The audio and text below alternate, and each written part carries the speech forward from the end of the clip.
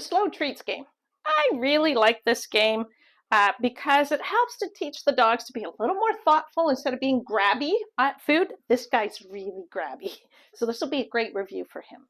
For puppies, it just helps them to stop being so nippy. It's a really nice sneaky way to teach the start of a stay, because what happens is often the dogs start to offer a sit. They start to offer stillness. Those are not part of the criteria, but it's kind of like an extra bonus that we get from them when we're training the behavior.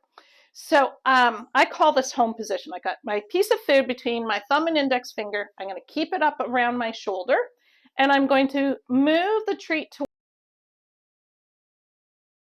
towards the dog slowly. And initially to start, we're going to come to about half the distance here. So about 12 inches from the dog's face. And did you see how he started to shuffle and move towards me? And I just quietly brought it back up to my shoulder.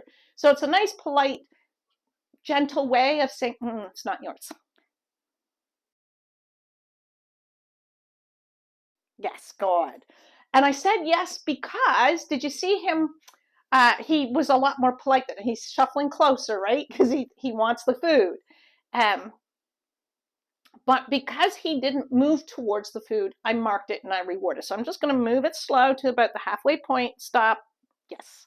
And I stop because I want to see at that distance what the dog's choice is going to be. And if they choose to be nice and still instead of pushing forward and being kind of rude, puppies, you're going to usually see a lot of jumping up, trying to get at the food. That's why I move it back to my shoulder. If you have a small breed dog, it's probably easier for you to kneel. If that's comfortable for you, kneel on the floor so you don't have to bend over.